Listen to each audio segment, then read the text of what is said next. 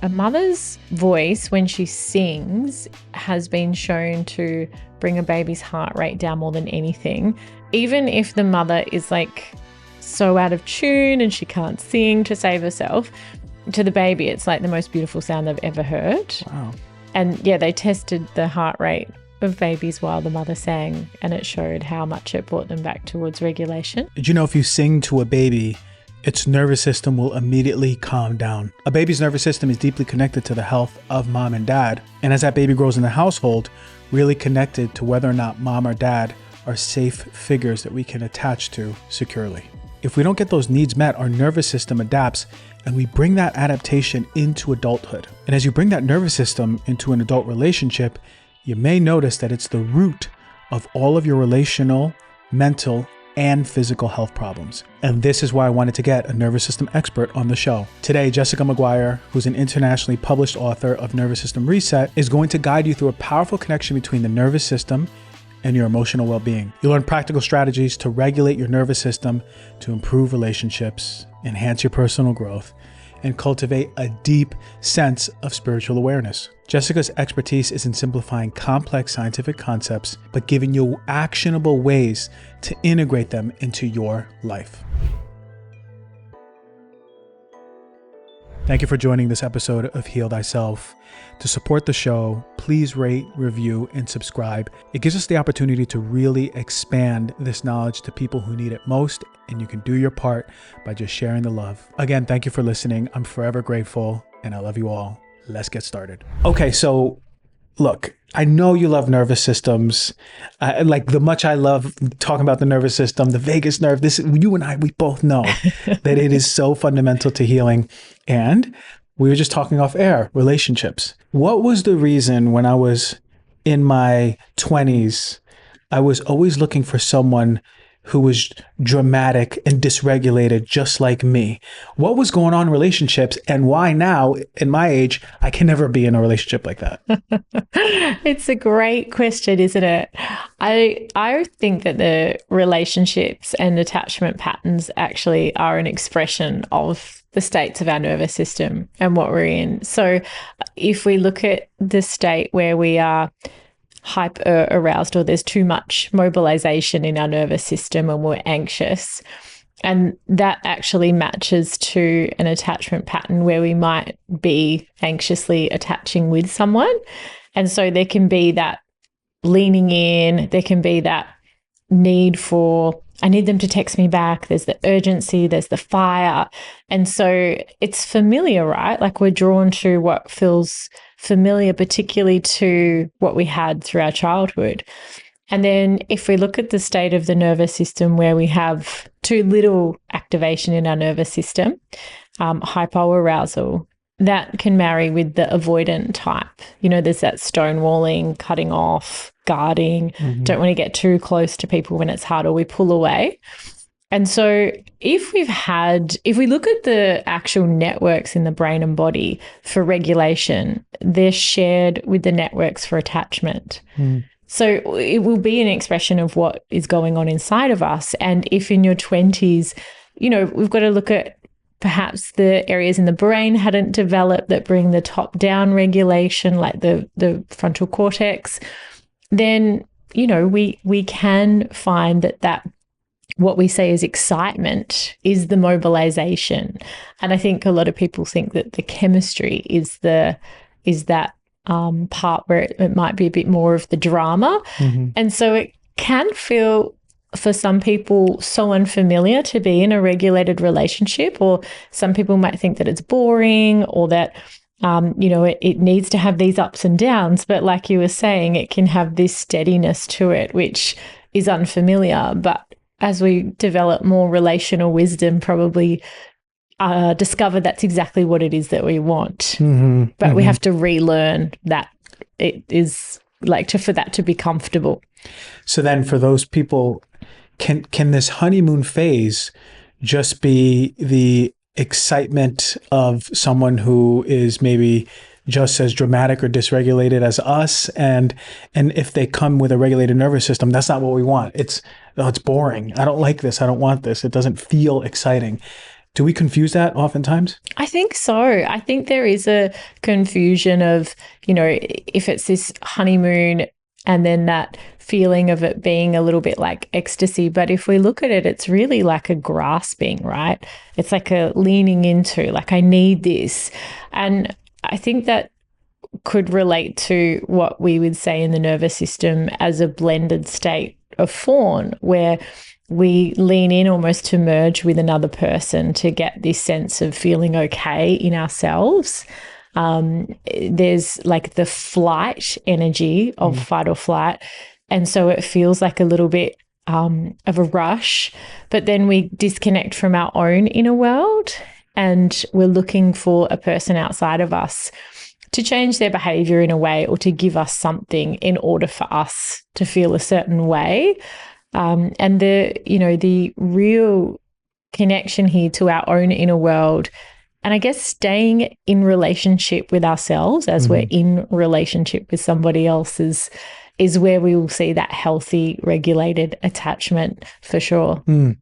So why then do some people in relationships just completely abandon themselves? Do they not have a sense of self that was developed when they were younger?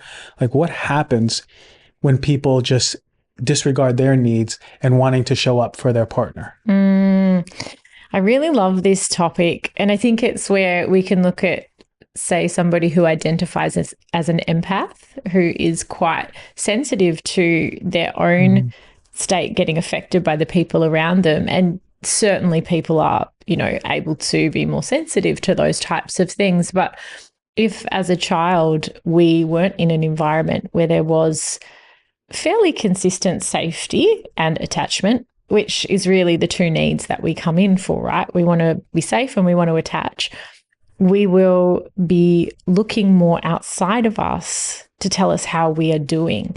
And so if we look at that from the sensory systems, the 8th sensory system called interoception, which is how we read and understand our internal bodily signals, that actually is what gives rise to our whole sense of self in any given moment. So if we think, okay, there's no fixed sense of self, right? It's this constant changing thing that's based on sensory information. It's based on past thoughts and stories. But if we're saying in this moment, you know, there isn't a fixed sense of this is who I am. It's always this fluctuating, changing thing. But the sensory information that we're taking in from ourselves is really telling us in any given moment how we are, and that dictates what state we move into. And so I think for people who had to look outside of themselves for that sense of self, that may be something that they're just not used to practicing, is this connection to what does my gut say? What sensations am I getting in my heart? What do I value? How does this sit with those values? And so I think even with those in healthcare or helping professions, they can tend to fall into this pattern of fixing and rescuing instead of being able to stay steady and grounded in their own sense of self and connecting to their own body. You know, that's a massive thing that health professionals can find they lose. Like they've spent all day leaning in to somebody else and they haven't checked in with how they're actually doing. Yeah, I that's like oftentimes a story of healthcare professionals. And I find that like in this work where we have to actually hold space, if you don't have that ability to lean back somewhat and like find that middle ground, you get exhausted. Totally, because you're picking up cues from other people all day. And often when people come to see you, it's because they're not doing well. Yeah. So if you're taking in those messages all day and not having that moment to check back in with your own sense of self, I think that's where, And we see it with the burnout rates, right? You know, I don't know what it was with chiropractic, but physios are like 5 years and then burnout. So yeah, very common. When there's a young little boy or little girl and they're in a household where their needs are not being met, and, you know, we may have a narcissistic mom or dad or something like that, do they just start numbing their connection to their interoception? And again, let's revisit, what is interoception for people listening and viewing? Yeah. How important is it? And when does it become strengthened or like sort of abandoned and less developed? Such a good question. So if we look at it as our 8th sensory system, and we've got our first 5 senses are the 5 outer facing, our sight, sound, touch, taste, and smell. And then proprioceptive sense is our position of our body in space. The vestibular system, which is how we balance and the position of our head. And then this interoception, which I just think is so fascinating, is how we read and understand our internal bodily signals. So a lot of that's carried via the vagus nerve up to the brain. And it comes to a really important place in the brain called the insula, which, if we think of this a little bit like a volume dial, and let's say we tend to be a bit more anxious, the volume, it's like it's too loud. And so as senses come up, some people feel this overwhelm, or they have this thing where the sensory experience, it sets off, it's like triggers the alarm center in the brain or the fear circuitry. And so the training for somebody who experiences that, where they're really overwhelmed by bodily signals, is learning to uncouple that and build almost like a bit more of a capacity for different sensations. But for somebody who tends to disconnect and be numb, it's almost like the volume's been turned down. And so following a traumatic stress, it can go either way. You can be the volume can be too loud or too quiet. And this does relate to children. So a narcissistic parent whose needs come before the child's, they're more likely to have an anxious child, an anxiously attached child. The child's got to make a lot of noise to get some attachment. And then the child who is more dissociative or cut off or avoidant, they probably had a parent who was more on the neglectful side, not there. Mm-hmm. But the interesting part in the research shows that the child who is cut off or doesn't really acknowledge the parent much, when they looked at their physiology, they still had signs of stress. Like they have this outer mask of, I'm fine, I don't even care. But on the inside, their heart was racing. There were signs of, sweaty palms. So that's even sadder, really, isn't it? Because they're pretending I don't care. So you'd be looking in the first 5 years where these patterns would develop. And that is obviously a beautiful adaptive strategy, right? To get the needs of safety and connection met in some way that we adapt, but then it becomes maladaptive as adults, and we still carry this out a lot without realizing it until we develop the awareness of our nervous system. Mm-hmm, mm-hmm. And when do we develop that awareness of our nervous system? It's a good question. So kids, if you looked at how they first start to look at no sensations, you're going to start to see the parents who is cueing this. So, if a child's sitting there and they've got their legs crossed and they're jingling their leg, and you start to say, "Do you need to go to the toilet?" I'm like, "No."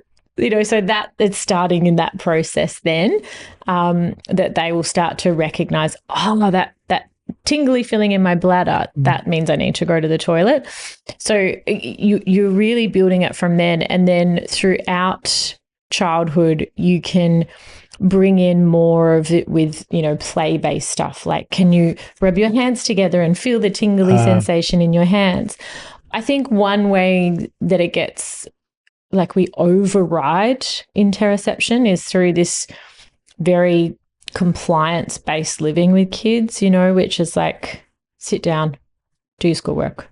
They need to move, right? And if they're constantly overriding that need for movement, that can be where it starts to derail interoception as well. So I think it's something that is innate. It fluctuates with neurodivergent individuals to the sound of like the volume being too loud or too quiet as well. But we can all cultivate our ability to read those signals, because from a self-regulation point of view, for as adults, this is the foundations of it all. Yeah, no, I feel that. I do. And it is sad to think about the kid who's got the mask on saying, I'm okay, but really just wants that loving connection that he or she is not getting. For then the parents listening, there's a lot of talk around love and coddling that a parent can give a child. Let me share something with you that has been an absolute game changer. I just had one on last night and was having a conversation with it. Is a red light mask from Bon Charge. My face was glowing red in this conversation. And I really first discovered it when I was looking for natural solutions for fine lines and wrinkles. Yes, I'm 40, I'm getting up there. And I want something that's backed by science. And I know that red light therapy is one of the major things we're missing in the beauty industry and healthy skin. And what sets this mask apart is that it's strong. A lot of these red lights, they're not strong enough to do much. You got to wear them for a really long time. This one, you don't have to. And they remove all the sleep disrupting blue and green light frequencies so you can wear it at night. And that's when I do it. Like when I'm winding down, if I have a little movie on or something, I put it on all the time. I get the bang for the buck while I'm doing two things. And it uses near infrared and red light to boost collagen production. You want to do it from the root. You can't always eat collagen and think your skin's going to be better. You want to absolutely stimulate the production of collagen, and you do it with red light. It's EMF free, it's easy to use, and it gives your skin an amazing glow. And I mean it. There are research studies on this. If you don't believe me, look at the effect of red light and collagen and overall skin, fine lines. There's peer-reviewed studies across the board. If you want to upgrade your skin, go try the Bon Charge face mask. It's a cute little red light mask. It's easy to wear, 15 minutes, 20 minutes, sometimes 10 minutes, whatever you have. Use it every day and see how it improves. To get this face mask, visit the link in the show notes and use the code DRG. You're going to save 15% off of your order. That is DRG from Bon Charge. Hey everyone, let me tell you about something I've been really excited about lately. You know how frustrating it is to figure out if your supplements are actually working. Well, I discovered SuppCo, and this is a brand new game changer app. And what it does is everything that a coach who manages your supplements may do. They have a trust score system and it rates over 500 brands. It's easy. You just scan the back and it rates your supplement. But it's helped me realize some really important things about my routine. One, that I can simplify some things. Two, that I might be able to add in some fundamental things that would be better for me at my age and in my health. I love that they rate your supplements, but what I really love is that they have this stack analysis tool. And you input your supplements and your health goals, and it shows you exactly where you are hitting the mark and also where you could improve. And that was really helpful for me. Plus, it helped me find ways to save money on monthly supplement costs without any compromising. The best part, SuppCo isn't trying to sell you supplements at all. That's not their job. They're completely independent and will actually tell you if you should stop taking something that isn't right for you, or if you should start adding in anything else. So here's exciting news. SuppCo is currently in its beta test, but you, the Heal Thyself listener, you're gonna get 100% free access today at supp.co/DRG. That's supp.co/DRG. Yes, for sure. I think I guess it depends on what we define love as, but it's interesting. My dad loves my daughter so much. Grandfather comes in and he's amazing with her, like very comfortable with his nurturing side. And she wanted his phone. And I said, no, she can't have it. And she dropped her head and she was sad. Oh, he hated it. He hated seeing her sad. He's like trying to cheer her up and, I'm like, she's allowed to be sad. Like, so if we can't let them have that, she will never have the capacity to be sad or the tolerance for being sad. And this probably comes in a little bit with nervous system work. We're not trying to say don't ever feel the full spectrum of emotions. I see this a lot with anger. There's a lot of talk around self-regulation, like we're just going to be flatline. And so it's like with our kids, if they meet a boundary and are told that something can't happen and they are really upset about it, they're allowed to be upset. But, we can support them in that. I think it's important that they learn the skills to feel those emotions and have the capacity for it, to feel disappointed because it's going to happen. If we have like kids birthday parties and everybody gets a present for Pass the Parcel? Are we really teaching them how the real world works? But I think the biggest part of it is, letting them have enough time to figure things out on their own and think independently. So I feel the urge in me to jump in and take my daughter's, any struggles away all the time.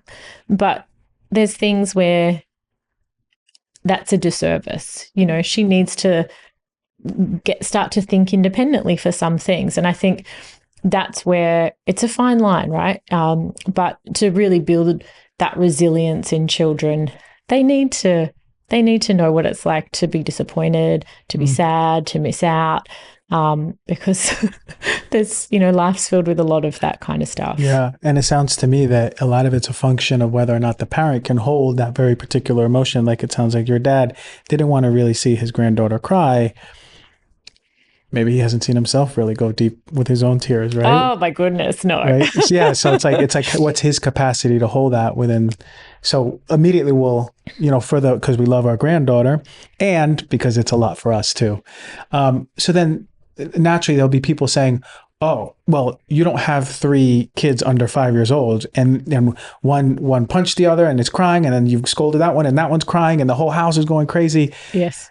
Do we just allow all of the emotions to come out when the kids want to express it? Or is there a boundary that we set for our own mental health as parents? I am going to talk to you about something crucial for your health. That is your blood vessels, your vascular system. Did you know that your vascular health actually underpins everything in your body? Why? It's all over your body. It's from how vibrant your skin looks, how well your organs and muscles are functioning, right? They need their food, and that's the blood. But here's the thing. Factors like stress, high sugar diets, right? Just natural aging can actually damage and delicate the inside layer. And it needs support. It really does, especially if you're working out, especially if you have a family history of heart disease, especially if you just want to stay healthy. And that's where our friends at Calroy, they come in. They have a product called Arteriosil HP. Their Arteriosil HP is the only supplement with something called Monotum RS, and that's a unique seaweed derived ingredient. It's scientifically, there's science base here. We're not just wooing here.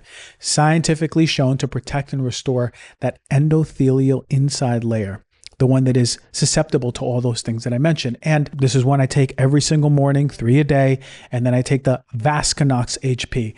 This one I take on the days that I work out. It provides nitric oxide support for 24 hours. It helps your blood vessels open up, relax and open up to get blood vessels to where they need it the most. And right now, Calroy is offering a special deal exclusively for you, the Heal Thyself listener. Go to calroy.com/DRG and save over $50 when you purchase Vascanox and Arteriosil bundle.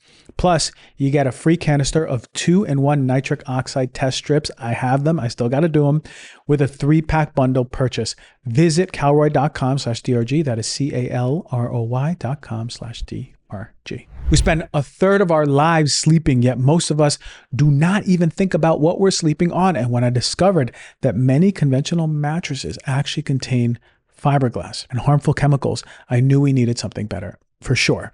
And that's why I switched my mattress to Birch. This was years ago, and I still yell from the mountains about how important Birch is. And what sets Birch apart is their commitment to organic materials. We're talking about the organic cotton, organic wool, 100% natural latex, and the wool is ethical. And it's a natural flame retardant, and it doesn't have the fiberglass in it. And for someone like me who sleeps hot, these materials are incredible at really regulating the temperature. The best part is every Birch mattress is Scots and Green Guard Gold certified, meaning no harsh chemicals or pollutants. Plus, they make it really easy with free delivery, optional setup, and removal of your mattress. And here's an exclusive offer. You, the Heal Thyself listener, get 27% off of your mattress plus 2 free EcoRest pillows. Go to birchliving.com/healthyself and use the promo code BirchPartner2. Oh, look, we have to. And it's not, I mean, I am the mother of 1 child. I can imagine, we say it all the time, imagine those parents who've got 3. It must be so hard. And I think, you would have to have those boundaries in place, and definitely you would probably get quite good at picking up on things earlier and cutting them off there. But I think there's a line where we also have to look at like, because we're talking so much about if we do this to our kids, then they're going to be impacted. Like, I think a lot of parents are concerned about giving their child anxiety or anything like that. But the models are based around good enough parenting, which is like, if there is a rupture, you know, if things do blow up, that you repair that rupture with them afterwards.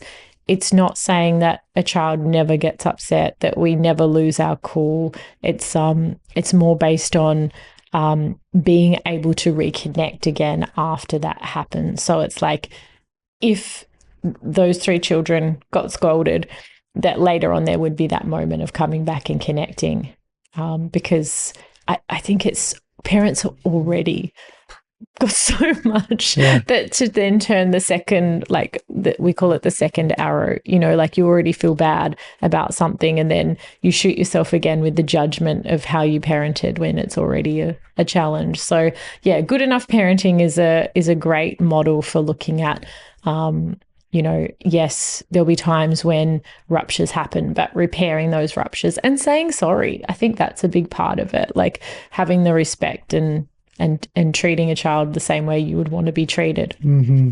Good enough parenting is actually this type of parenting? Yes. It's called? Yes. Great. Amazing. Yes. So, because, you know, a lot of people will like reach out and go, oh, I'm going to be a new parent, but I haven't like mastered this.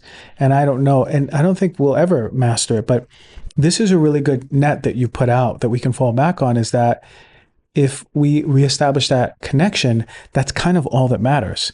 Like we will inevitably mess up as parents. I'm not a parent, but I'm just saying we inevitably mess up and do it imperfect. And certainly kids are kids, but like if we reestablish that connection, that's all they need. They want to feel that they have a loving figure that they can connect to. Yes. So then naturally, how do we connect? Is it a physical? Is it like hugging them always? You know, is it words of affirmation we're telling our children? How do we really make children feel secure and connected with? It's a great question. I think each child has their own little love language as well, you know. So my daughter's is definitely touch. Like she is so cuddly and, you know, to the point where I'm like, can I just have a minute?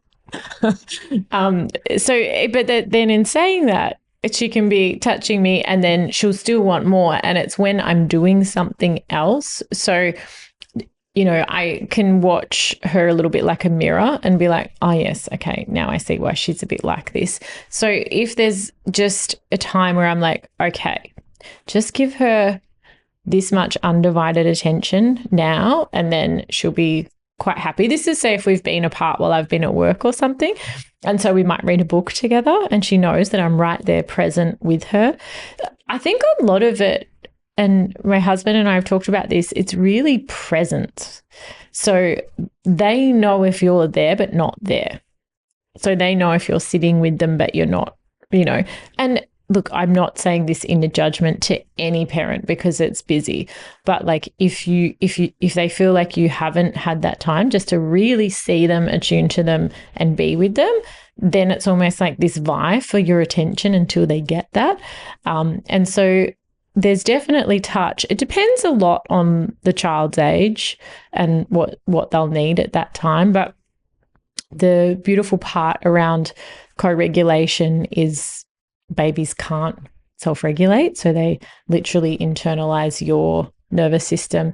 And I think that was a shock for me at the start to realize just how much touch, soothing they need. Like there was this window from 4 p.m. till 9:30 p.m. and my daughter would, at like 3 months old, she would feed nonstop for that whole period. And you're just sitting there going, wow, I really can't get up and do anything, can I? So it's interesting in that way, the biological things that you see that they really need. Apparently that's meant to stimulate the milk supply for the following day if they do that, because there's this beautiful feedback loop of, you know, when a baby feeds, it sends the signal to the mother's brain to release more oxytocin, and so the milk production keeps going. All these amazing ways that the baby and the mother connecting are for not only the development of the nervous system, but to have feedback loops between both of them. But I think the main thing is with connection is to really know a child's love language. Like usually there's quality time there, but I would say my daughter, it's definitely the touch factor. Like if we're in the car and she can't touch me, then it turns into a bit of a scream. But I'm sure it's different for all sorts of kids, but to really know that they're seen, that you are present, I think is the biggest part. It's very much an energy thing. And they're very sensitive to energy. So this is actually, as a future parent, this makes me feel good, because what I'm hearing amongst all this is connection and presence. If I know I can be present with my child and not, moving through Instagram or TikTok or something like that, children are sensitive, they're energetic, and they'll know if they have you. I used to put on these dances for Ninja Turtles. Before the Ninja Turtles came on, I would do a new dance every time. Yes. And I would always be able to tell when my mom was fully present and actually taking in my dancing. Yes. I can tell. And I would be sensitive enough, and I have good memory on this. I'd be sensitive enough to see if she was in her head thinking about other things, even if she was there, and I could see when she was not there. So it's incredible how sensitive children are. And we can't express that. We just do what we do, but we kind of know. We'll feel contracted sometimes when we're not being met with presence. So really important, parents listening out there, maybe just because you're next to your child and they're watching something or playing with toys, maybe just spend some time being present with them. You don't even need to say much. They can feel that energy already. Totally. And I think that is what we might look at as, kids misbehaving. It's if you look at it, okay, is this a bid for connection? It really changes how we see things, particularly when those times early on when I was saying where there was just such a high need for connection. Once I was able to say, oh, well, this is how she regulates. It's literally using me. Then it does change from this feeling of I have to do this to this is filling a bucket with a drop of water of future regulation, of future brain health, of future, that is literally how the vagus nerve forms, the myelination or the coating around the outside of the branch that builds emotional regulation is through feeding, is through touch. And so you are shaping your child's future regulation and their attachment patterns as well. But again, it's also coming back to there's the part where we are not perfect. And I think also modeling to your child that you're not perfect is really healthy. It's I made a mistake and I'm sorry.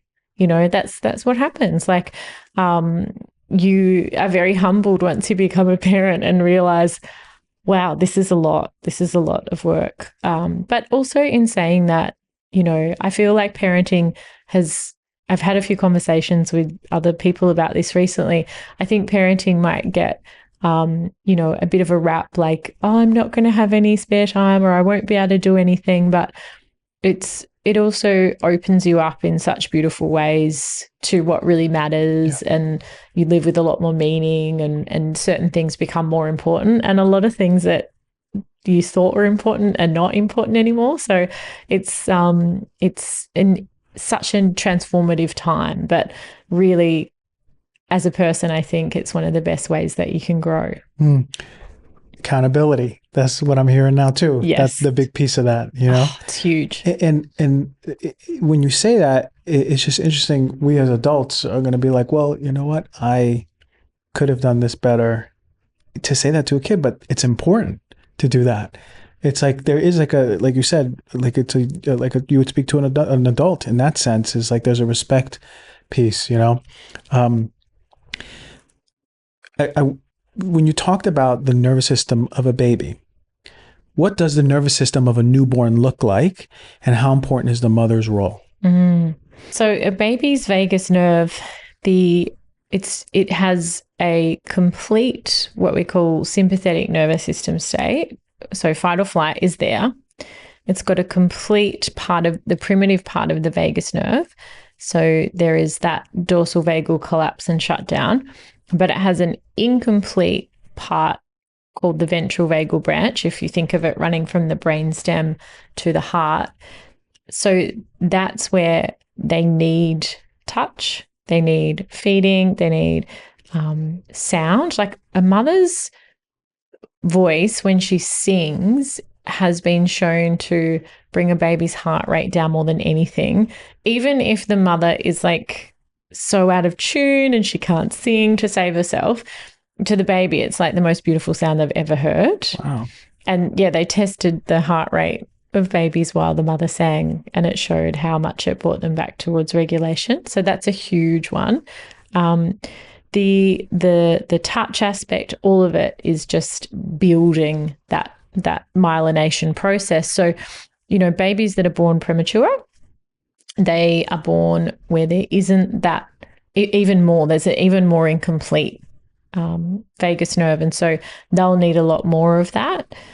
And then we're seeing with the areas in the brain, you know, there's not the development. It's still very much those lower centers that have grown, and it's not until 25 does the brain finish developing in the frontal lobe. So really interesting to see, like the frontal lobe is playing that part in self-regulation as well.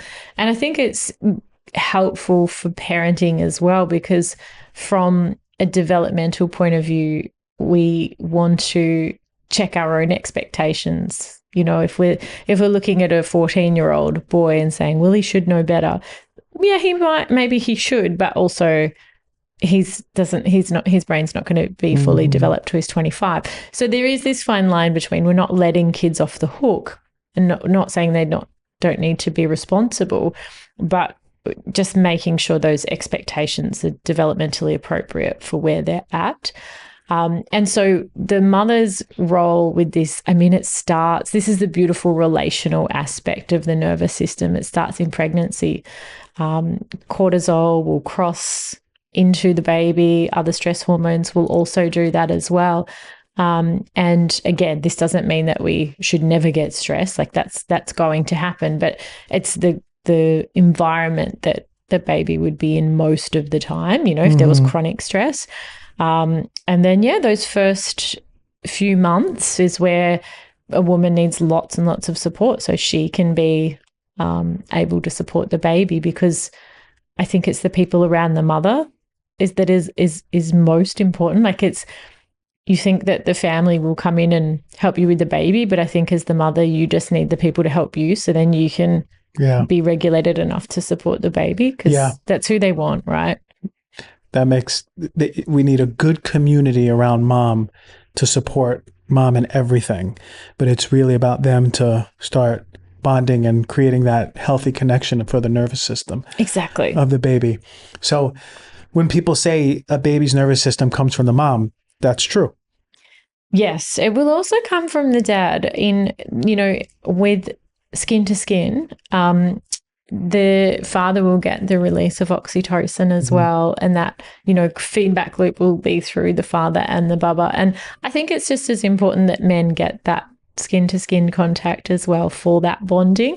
I was really fortunate that my husband was so hands-on. He would sit up till 3 a.m. with our baby, so I could just get that first bit of sleep and then we'd swap back over. So it's great. I really take my hat off to anybody who is a single parent, because without that support it would be really challenging. But yes, the skin to skin aspect that's basically how it is now. As soon as the baby comes out, they place them on the mother's chest to release the oxytocin.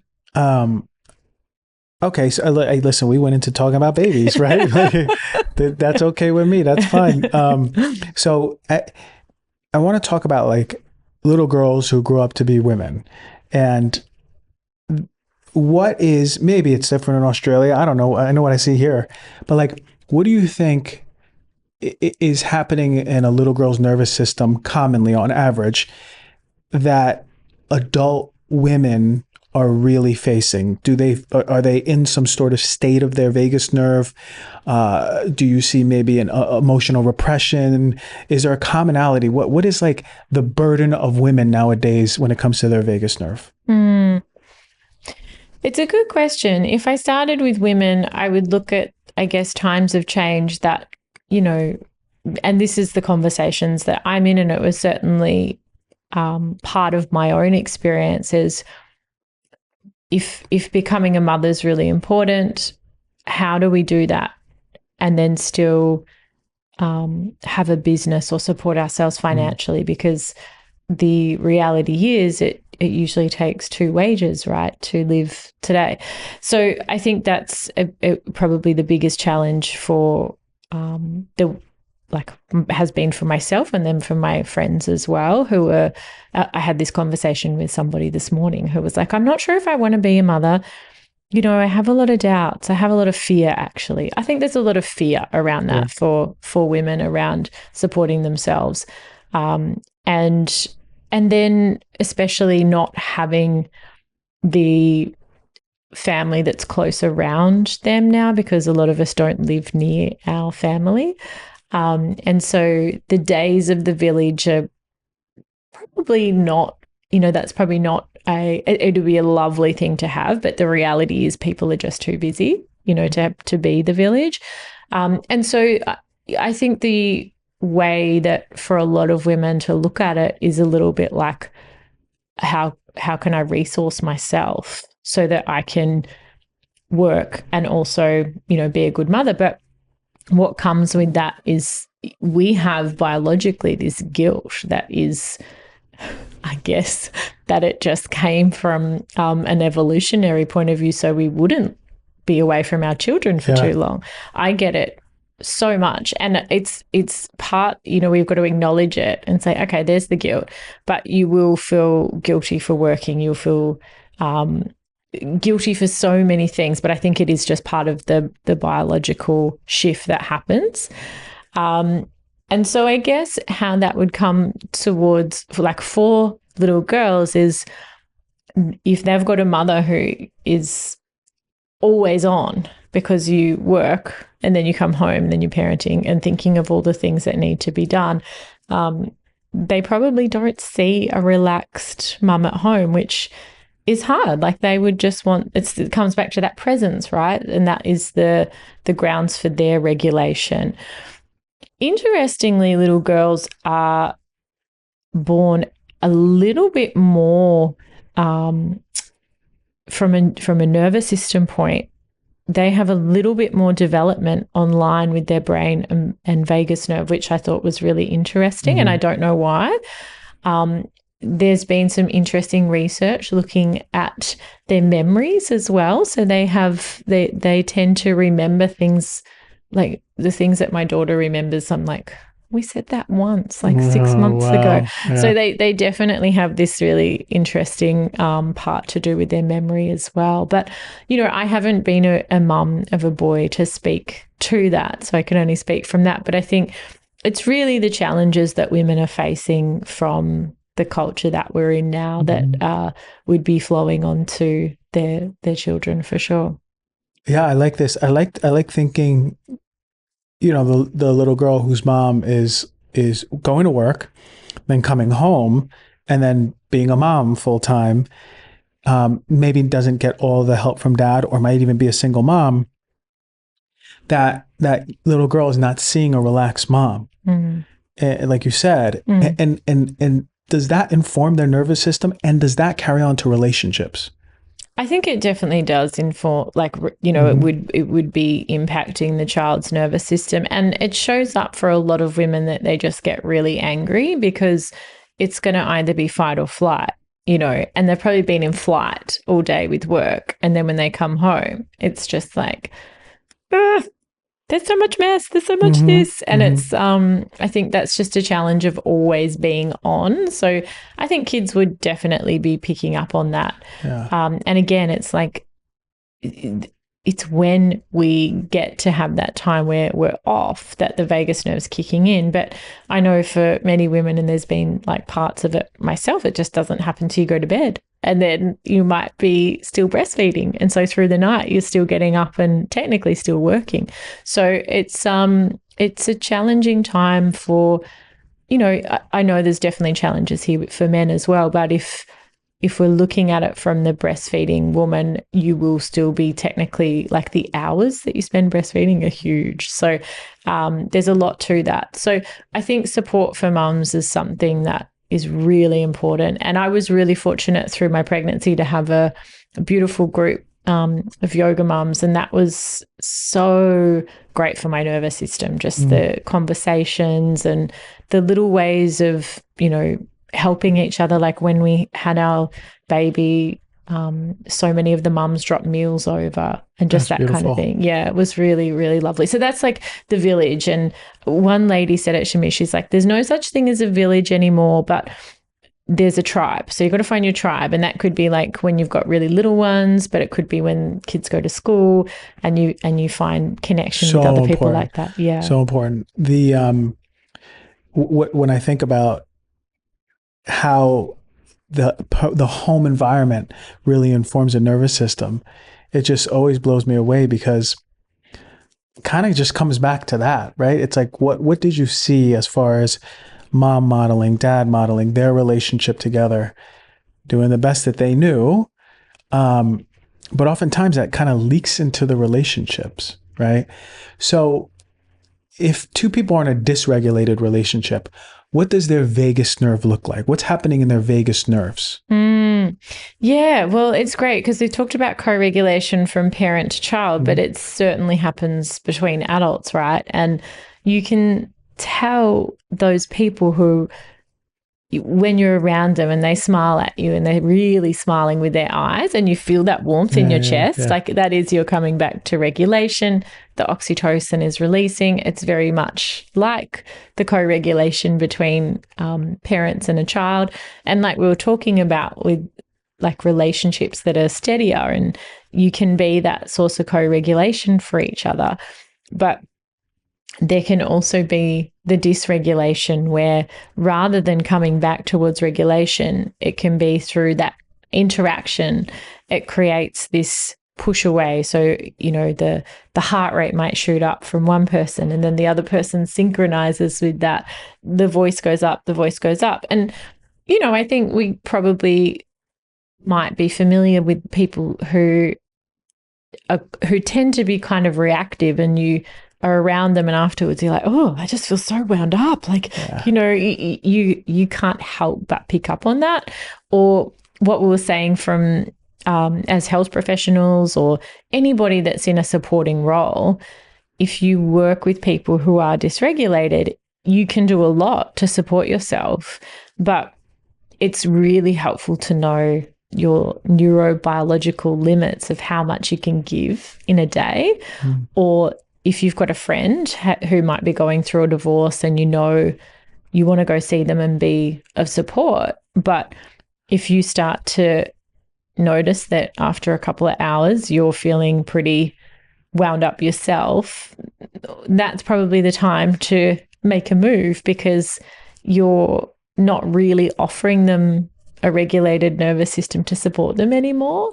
But I think we tell ourselves we should do more all the time and tend to override our own interoception there. So knowing our own nervous system is just so important for being a good friend, a good parent, a good partner as well. Knowing the nervous system. I want to go into the vagus nerve and what it is in a moment, but it's funny you say this. I was just having this conversation yesterday. I have a friend who sort of has built this identity since she was young that she has to carry all the burdens for her whole family. And when she got older, it extended to her friends.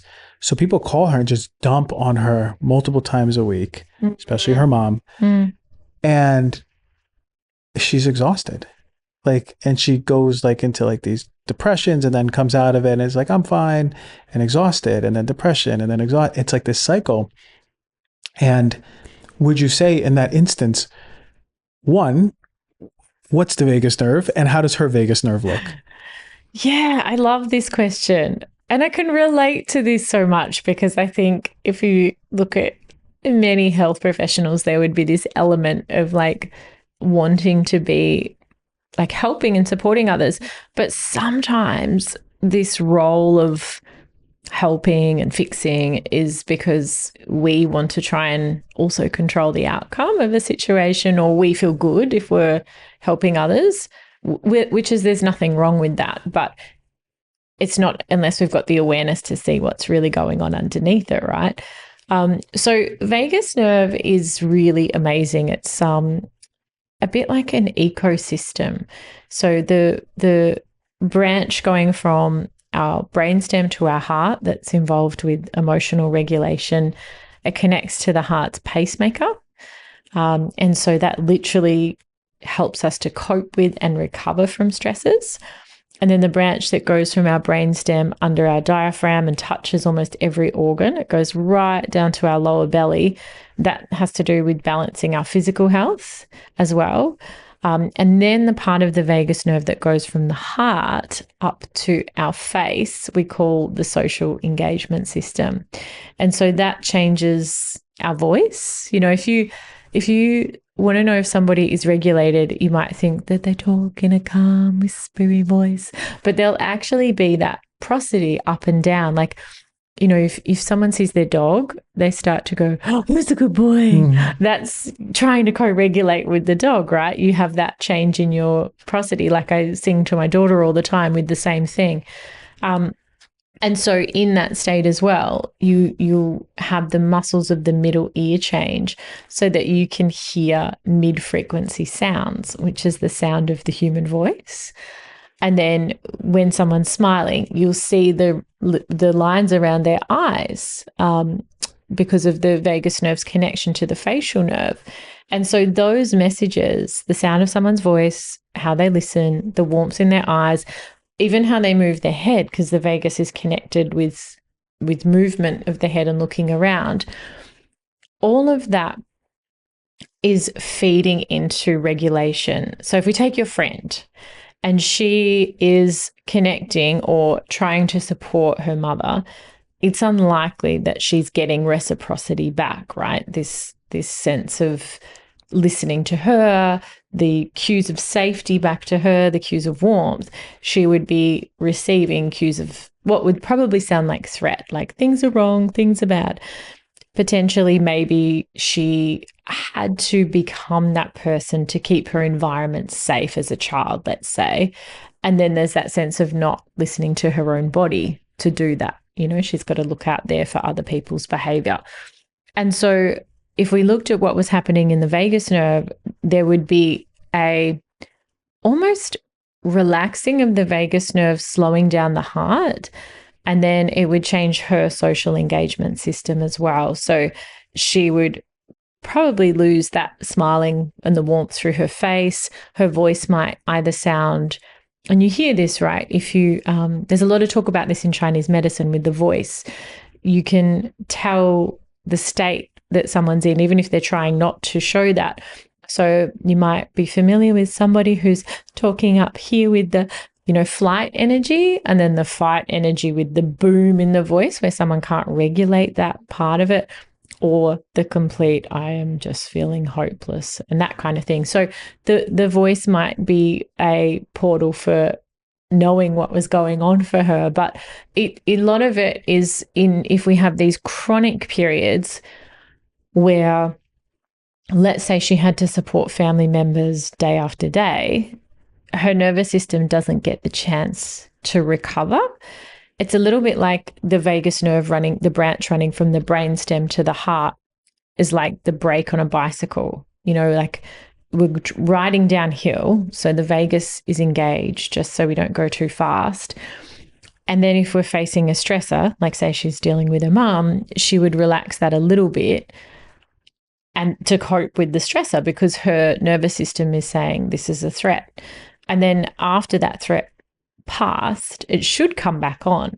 But what we see in the face of chronic stress or traumatic stress is that the brake doesn't come back on. And so anytime somebody has another challenge, they move straight into fight or flight, or they develop chronic anxiety. And if we looked at burnout just as like a physiological perspective, it's a depletion of that mobilization, right? If she's always mobilized. And then it's like, well, we've run out of this. We don't have any more to give. Then we collapse down into that shutdown. And essentially that's that energy of the vagus nerve bringing people into like a shutdown energy of, I don't have any more, I can't live in mobilization anymore. So we can start to think of depression implicated with the vagus nerve. Definitely. Yeah. There's certainly, if you look at the overlap between the state of, I spoke about it at the start, hypoarousal, it's a state of immobilization. And it's really interesting because it's on a bit of a spectrum, right? You know, we talk so much about anxiety and fight or flight, but in the face of a traumatic event, the most likely state we'll move into is freeze. But we don't understand it very well. You know, we say, well, why didn't they run away? Or why didn't they say something? But the more primitive part of the vagus nerve that acts to slow us down, it's like pulling the handbrake on in a car, and we physically can't take action. We can't do anything. And so we can see that if we spend so much time in this state, particularly through a time in our lives where there's just ongoing stress, or it's traumatic stress. You know, we're in LA, the fires, like how many people would be facing that kind of stress? Afterwards, it can feel like being stuck in what we would probably call depression. But if we look at it through a nervous system lens, it can also be that we're stuck down into that immobilization, dissociated from our body, numb, feel emotionally numb, and there's just not the energy there to do anything. And that, I think that's challenging in when we might say, well, depression is inside of you. You know, it's like it's your thing. But if we actually look at it from a nervous system perspective, it can be the experience that somebody's had and a default response of the nervous system too. To go right into that immobilization. And that's over time. Like we're just consistently exhausting ourselves into that, right? Totally. Or it could be the child that we spoke about who cuts off from feeling hurt or disappointment or being let down by a parent again and becomes avoidant and learns that if I don't have to feel this, then I can't get disappointed or hurt again. I can't get let down again. But it's then the depression or the emotional numbness can be from that, nervous system point of view, an adaptation that doesn't serve them anymore. I like this conversation. So when we have, let's go back to that narcissistic mom or dad, what does their nervous system look like? Oh, it's such a good question. You know, I suppose it's useful to look at people are trying to either move towards safety or connection in any given moment. And so if we're looking at somebody who might be rather self-centered or narcissistic, we could imagine that they wouldn't necessarily feel safe in their own bodies or who they are, just as they are. And so there would more likely be, we would think, a mobilization, but definitely a lack of the social engagement and connection with others. You know, there would have to be a lack of that, being able to read the cues of other people. So this could mean that there's less awareness. If we looked at interoception and exteroception on a bit of a spectrum, this could mean more focus on me, but that may not be body awareness. That may just be like wanting, grasping, and that, you know, the fear or whatever it is that's driving that behavior, and not feeling enough is creating a lack of being able to take in the cues of other people, reading those social cues. So it's, I guess, the opposite end of the spectrum of what's happening to the person who's the empath and has to look outside to make sure they're safe. They're probably more along the lines of it's about what's going on inside of me, nothing of what's happening out there. So then do they have better body awareness then? I would say it wouldn't be listening as much to bodily signals. It would probably be more driven by like a wanting, grasping, this is what I want to go after. But they could be more being overwhelmed to take those actions based on themselves. You know, like we said with people who were a little bit more anxious, the volume's turned up. I would say the volume would be turned up on the wants of what it is they're going after. Gotcha. Win at all costs maybe type of thing. So for the people who go, okay, listen, I am really fight or flight. Sometimes I'm even freeze. And I really want to get to this beautiful state that you just mentioned where my ears are opening up and I'm seeing the lines in people's eyes and smiling and my heart is slowing down. What are some things we can do just at home? What are some interventions we can do at home for a better vagus nerve? What we know with the vagus nerve that's really interesting is that 80% of its messages are running from the body up to the brain. And so if we can connect to the signals from the body being sent to the lower centers of the brain, we're going to bring our vagus nerve back online if it's been off, or like bring the brake back on. And it's so hard for our culture sometimes because we're used to thinking, well, you know, if I can just see things differently, or if I can just think about this in a different way or be more positive, then I'll feel better. Yet most of the way we feel comes from what's happening in the body. So to find a way to feel safe in our body can be challenging for people in the face of who've had like traumatic stress and have cut off. But one of the ways that I really love to do this is through the sensory systems that we talked about today. So for those who, particularly anybody who's recently been through traumatic stress, being able to take in our environment in a really slow way, this comes back to presence as well, like we were talking about. And I mentioned before about moving the head as well being part of the vagus nerve's role with the social engagement system. And so when we can look through our environment really slowly and we're connecting with it by saying, okay, I can see that piece of art there. I can see that there is a light there. I can see that this is in the room. And we're really connecting with the senses that we're there with. And then even to be able to say, all right, how's my body connecting with the environment? So I'm sitting on this chair. Can I really let this chair support me? And then attune to that feeling of steadiness. I'm sending a message to the lower centers in my brain that everything's fine. So imagine that the brain is in the skull, like it's sitting there in the dark and it doesn't know what's going on. It's relying on these messages coming up. We can actually change the messages that are coming up to the brain to say, hey, you're actually safe.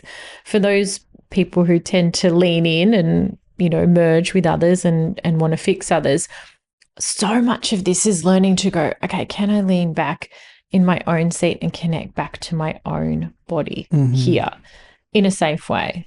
And as we start to find those pockets of the places that we feel safe in our body, our brain goes, oh, okay, you're sweet. And the vagus nerve comes back online. I think we go, you know, if we can, we tend to zone in on the things that are so wrong as well, you know, like if someone's panicking and they start to notice like their tightness in their breath, it can make things feel so much worse. But looking at it, there's a framework which I really love. It's called the 4 E's. So the first E is emerge, to be able to say, okay, well, what's happening in my body? Can I let that emerge?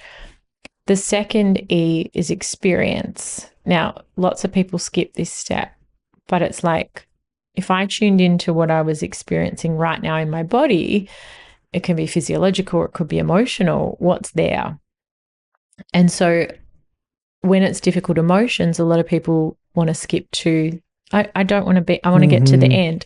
And so as we tune in, this is where we use interoception to, okay, bodily signals and emotions. And then they will start to shift because it's a bottom-up process where we bring regulation in as we tune into the bodily signals. And then the third E is actually express. So if we are angry and we notice this mobilizing energy come into our body and we say, I should calm down. For a lot of people, it just keeps driving this, they're like, I feel worse. I'm angry and I shouldn't feel like this. I just want to calm down. But to actually say, well, what does my body want to do to express this anger? And that might be, I really just want to tighten my jaw and make fists and clench and feel my muscles contract. Yep. And so the body gets the chance to express. But this is also the case with, it might be a conversation we need to have. It might be like we might want to journal that the way that mobilization moves through our body. And then the fourth step of that E will be expel. And so we will feel really in a kinesthetic way when our vagus nerve comes back online and we've completed a stress cycle. So some people yawn, they cry, the stomach starts gurgling, they feel that feeling of relief in the body, or the body just starts to go, oh, wow, I was really holding a lot of tension there. And so the 4 E's is a really useful framework to move through step by step if we want to process emotions. And I think a lot of people get stuck because they won't allow it to emerge in the first place. It's like, oh, I can't feel this. Or the experiencing of it is like we have a lot of cultural messages around certain emotions being bad or certain feelings being bad. And so we don't know how to let that move through us. But it's a little bit like my daughter, with the phone, and she was sad.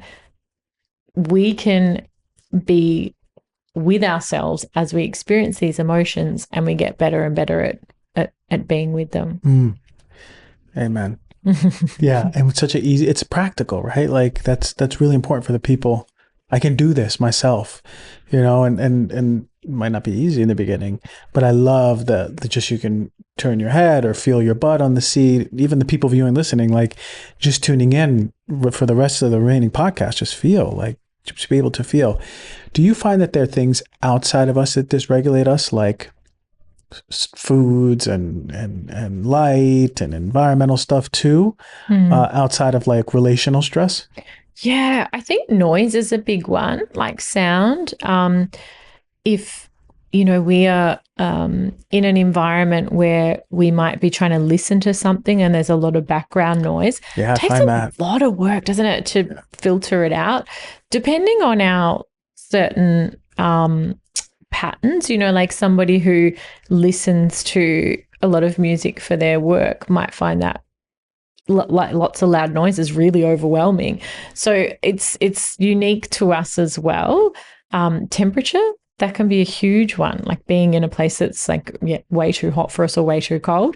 And I think the biggest one is, which we've touched on, has to do with like cultures that we're in. So certain workplaces that might encourage people to override their bodies and get work done, like pull the all-nighter, just keep pushing through, just keep going, that kind of thing. So, or if we're in a place where there's a lot of hustle, like that can push everyone, can't it, to be like, I've got to mobilize. But yeah, there's a lot in our environments, particularly lights for sure. There's obviously variations in this. Like we all have this human nervous system, but the way that we are experiencing life will be different for each of us based on our particular makeups and sensitivities, but also our past experiences to certain things that will trigger us. So certain smells and noises definitely can be triggering in that way. It seems like it's incredible that our brain or whole peripheral nervous system is scanning, making sure, where are we? What are we doing? Do we feel good? Yes or no? Are we safe? Are we safe? It's like this, the most sophisticated intelligence, just totally for us to survive, Yes. know? I know you do a lot of work. You got some courses. Did you write a book? Yes. Okay, we need to talk about this. What's the name of this book? So the Nervous System Reset, and it came out in August. Amazing. So that's been really exciting to bring out to the world. And then, we have some courses as well. But the book is the newest baby, which has been, great to add for our students. Well, what can we find in there? What's in it? So we talk a lot about interoception, what we've gone into today. It's really the complete framework for understanding your own nervous system. So the goal of the book was to be an introduction to like, well, how can I have this compass that helps me navigate what's going on inside of me at any given time? And that in itself can bring regulation, because instead of going, oh, I'm anxious or I'm being, so overreactive to this, it creates that change in our sense of self when we say, okay, here's my nervous system moving up into having too much mobility or mobilization. Here's my nervous system now, and it's hasn't got enough mobilization. And then it gives you the tools for each state. Okay, so what do I need to do to come back up or to bring myself back down? And a lot of people have said how much it helps them get back into the driver's seat. Oh, amazing. That's what we want. Yes. We don't want to be out of control driving on the bumpy roads, we just want to be right back on the smooth road, Exactly. Amazing. And where do we get the book? Like on your website? Yes. Okay. So the book's on my website, jessicamcguire.com. And then the 8-week vagus nerve program is there, which is accessible for everybody. And then we also have a practitioner training now for coaches and health professionals as well. Amazing. Big moves. And your Instagram? Repairing the nervous system. Okay. And you've had this one for a while. And you put on a lot of good content out there. You're teaching us nonstop. Thank you. I love that. I love that we see health in the same, like literally we're in the same like scope here. And this is like, I could talk about these type of podcasts forever, because it's nice to be with someone who honors the nervous system in this capacity, because you can see how much it can heal someone, not just the mental, but the physical. And thank you for dropping so many gems for us. We got the 4 E's. Yes. We got those gems. My favorite, singing to the baby. I can't wait to put that one on Instagram for everyone. Singing to the baby. Mamas out there, sing to your babies, even if you don't have a good voice, you said. Yeah, they still love it. They still love it. The baby will love your voice. Yes. If no one else loves your voice, the baby's going to love your voice. Thank you for coming on the show. Thank you so much for having me.